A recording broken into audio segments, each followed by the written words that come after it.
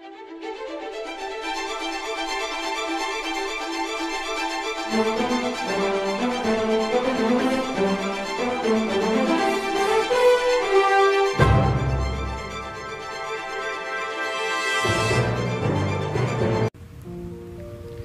assalamualaikum warahmatullahi wabarakatuh. Rekan-rekan Gerbang 7 Tangsel di mana saja Anda berada. Baik, untuk video reaction kali ini saya akan mereaction satu buah video dari simposium atau forum Malaysia, di mana dalam forum ini diberi judul yaitu rancangan lidah rakyat dalam forum bahasa Melayu menuju globalisasi. Nah, dalam forum ini kita melihat masih banyaknya para pakar-pakar tokoh-tokoh Malaysia. Kemudian juga beliau mengundang dari pakar-pakar dari luar negeri seperti Prancis dan sebagainya, yang masih saja membahas tentang masalah bahasa Melayu di Malaysia dan bahasa Melayu di Indonesia. Dan ini menjadi suatu rujukan atau suatu simposium dalam rapat atau forum ini, di mana banyak penjelasan-penjelasan yang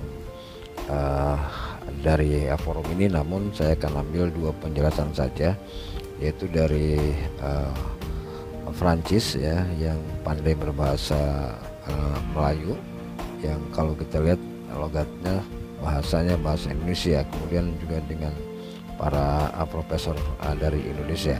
Nah, oke, untuk rekan-rekan semuanya, coba kita dengar apa yang dikatakan oleh profesor dari Prancis ini, dan nanti juga kita akan mendengarkan tanggapan dari salah seorang profesor dari Indonesia yang menanggapi atau ditanya oleh mediator tentang bagaimana keuntungan-keuntungan dari pencapaian bahasa Indonesia sampai saat ini. Oke, untuk tidak berlama-lama, coba kita dengarkan video berikut ini. Juga sekarang begitu digugat, diancam, dipengaruhi oleh bahasa Inggris. Jadi bagaimana kita boleh buat, kita boleh menentang aliran tersebut. Salah satu mungkin ialah yang kita buat di Perancis, ialah kita menubuhkan banyak persatuan yang membantu kerajaan untuk supaya bahasa Perancis berkembang lagi, ya, dan bukan kita ambil saja dari bahasa Inggris. Ya. Jadi peranan persatuan boleh jadi satu cara untuk menentang bahasa Inggris, karena kita tahu bahasa Inggris memang makin lama makin merangkumi semua bidang dan melepaskan hanya beberapa bidang saja untuk bahasa kebangsaan. Sifat kedua ialah, dan saya fikir di Malaysia dan di rantau ini dan ini dikatakan juga oleh beberapa tokoh lain yang sebelum saya, ialah jurang di antara bahasa Melayu bahasa Indonesia. Kenapa bahasa di sini di Malaysia bahasa Indonesia, oh ini bahasa Indonesia kita tak gunakan, dan ini di Jakarta, oh ini bahasa Melayu kita tidak gunakan. Bagi saya, dan selalu kita katakan, oh bahasa Melayu Indonesia merangkumi 300 lebih juta manusia, tapi dari segi bahasa harus dikumpulkan, bukan diasingkan. Jadi kalau ada perkataan Melayu Indonesia yang datang, yang muncul dalam bahasa Melayu, kita harus terima. Misalnya kalau dan seringkali ini menunjukkan bahwa bahasa Melayu Indonesia begitu kaya. Misalnya untuk kalau kadang-kadang ada satu perkataan dalam bahasa Inggris dan dua dalam bahasa Melayu Indonesia. Satu contoh, roundabout dalam bahasa Melayu bundaran, dalam bahasa Indonesia bundaran. Jadi kalau bundaran istilah yang digunakan di Jakarta digunakan di Malaysia, oh ini kita tak pakai, tapi mesti pakai, mesti terima apa yang ada dalam bahasa lain, dalam rumpun lain, misalnya di Brunei, di Jakarta dan di Malaysia. Kalau bahasa Melayu memang digabung, semua bahasa Melayu, versi Indonesia, versi Brunei, versi Malaysia digabungkan, mungkin bahasa Melayu akan menjadi lebih penting dari pandangan luar. dari segi luar. Kalau di satu universiti, kita hanya mengajar bahasa Indonesia. Di satu universiti ini hanya bahasa Melayu. Kita mesti di barat, kita di luar, kita mesti mengajar bahasa Melayu Indonesia yang besar, bukan yang kecil. Jadi salah beberapa cara untuk membuat supaya bahasa Melayu Indonesia diterima dan dijadi memang satu bahasa antarabangsa. Dan lagi satu tentang ASEAN. Seringkali dikatakan, bahasa Melayu harus jadi salah satu bahasa resmi ASEAN. Salah satu cara yang kita boleh buat, bagaimana kalau ada pertemuan ASEAN, para menteri beri ucapan atau pidato dalam bahasa Melayu Indonesia, dan mesti ada seorang juru bahasa yang menerjemah pidato itu ke dalam bahasa Inggris untuk orang Filipina, orang Myanmar dan Vietnam dan lain. Jadi mereka boleh gunakan bahasa Melayu Indonesia, tidak gunakan bahasa Inggris, dan mereka guna bahasa mereka, dan ada juru bahasa. Ini yang kita buat untuk Eropa. Jadi di Brussels atau di Strasbourg selalu ada juru bahasa. Orang kata, memang tapi kos akan jadi tinggi, tapi sangat kos tinggi mungkin, tapi peranan bahasa, maruah bahasa lebih tinggi lagi.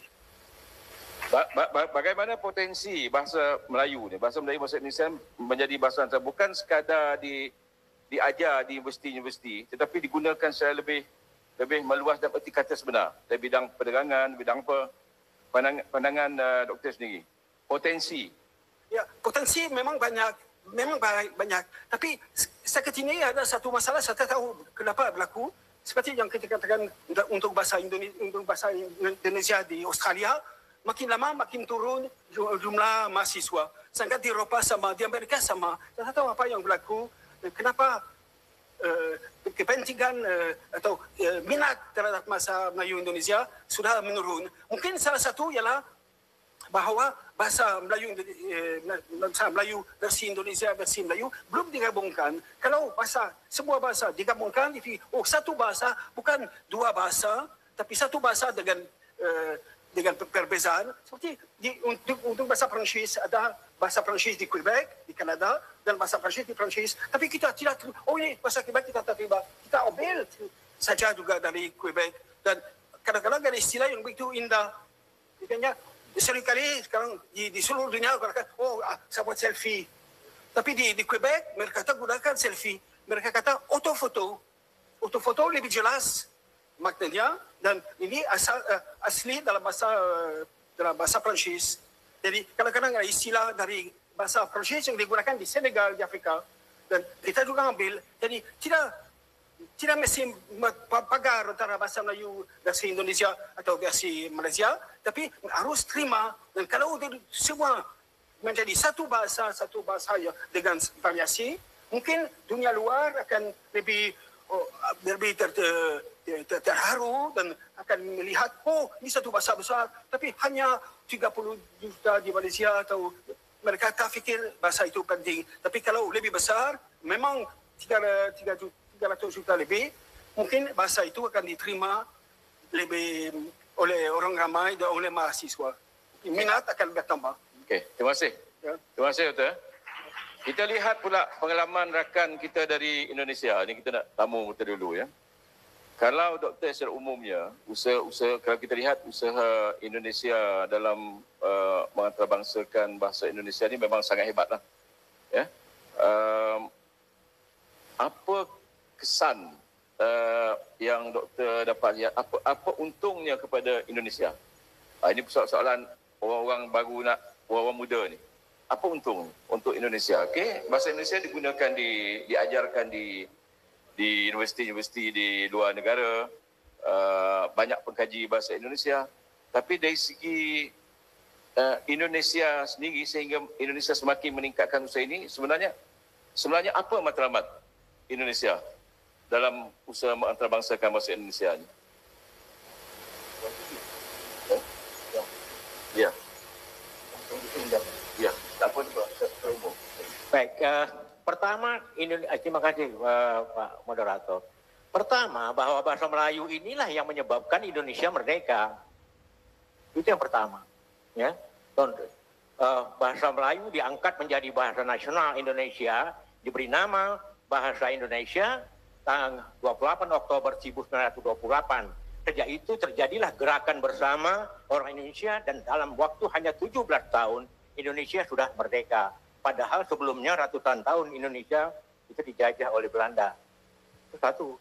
Yang kedua, nah sejak bahasa Melayu digunakan di dalam kerajaan-kerajaan tradisional Melayu, mulai dari Kerajaan Sriwijaya sampai ke Kerajaan Dioliga, persatuan dan kekokohan rakyat Indonesia itu tidak bisa dibantah. Gitu.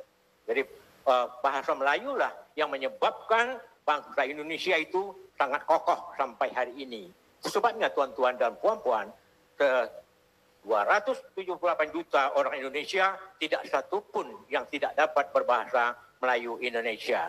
Jadi tuan-tuan kalau datang ke Indonesia dimanapun itu, silakan saja bertanya dalam bahasa Melayu Malaysia misalnya, Melayu Singapura misalnya, mereka semuanya tahu. Gitu. Dikatakan TO, mereka tahu. Tetapi di tempat lain, kita tanya TO, dia tidak tahu. Nah itu kadang-kadang itu di tempat berbahasa Melayu. Jadi saya kira keistimewaannya itu, yang tapi bagi kami sebagai bangsa Indonesia, bahasa ini sangat penting dalam memperkokoh persatuan Indonesia sejak kami dijajah Belanda sampai dengan hari ini. Terima kasih. Ya, baik. Saudara, saya ingin mengomentari pernyataan dari profesor dari Prancis yang terlihat seperti memakai bahasa Indonesia, ya, bukan bahasa Melayu, ya. Dan menurut mereka bahwa antara bahasa Melayu Malaysia dan bahasa Melayu Indonesia, kemudian bahasa Melayu yang ada di Brunei, di Singapura, jika dijadikan satu dalam satu bahasa untuk saling menerima satu sama lain, maka bahasa Melayu akan lebih kuat, karena memang di Indonesia sendiri sudah hampir 300 juta jiwa, sedangkan di Malaysia baru 30 juta, itu pun tidak semuanya menggunakan bahasa Melayu.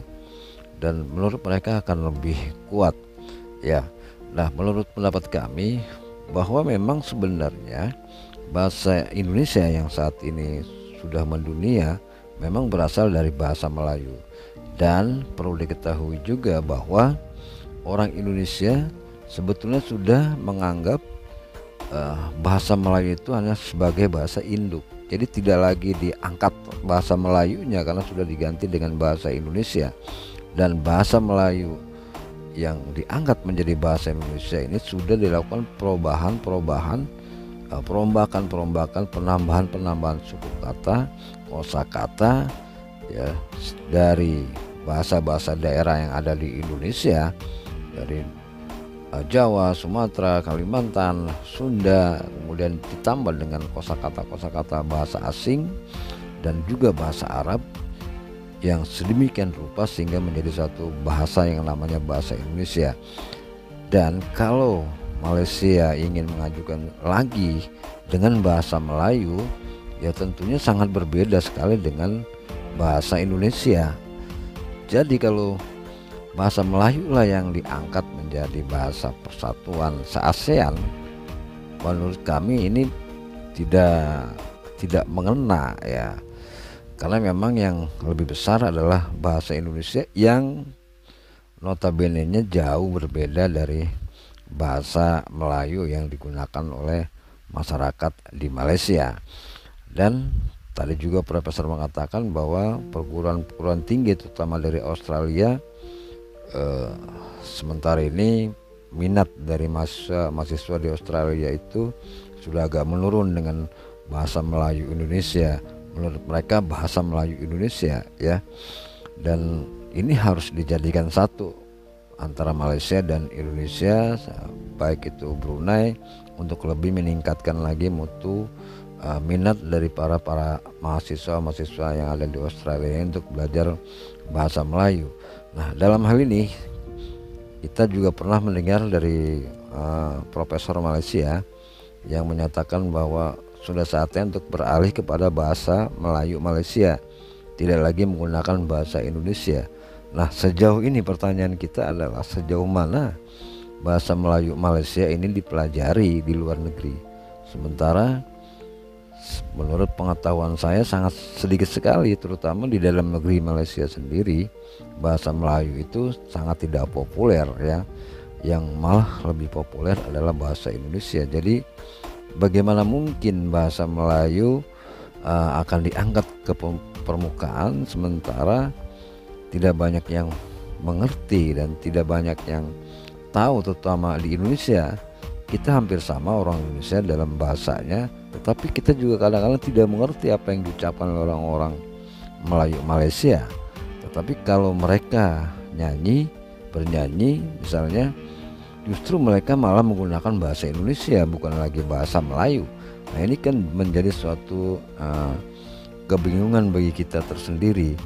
Dan memang dalam kaitan dalam berbahasa Melayu antara Melayu Malaysia dan bahasa Indonesia, ini sangat jauh berbeda sekali, baik dari lingua francanya atau pengucapannya, artinya itu sudah sangat jauh berbeda sekali. Jadi menurut saya tidaklah dapat disatukan antara bahasa Indonesia dengan bahasa Melayu yang ada di Malaysia.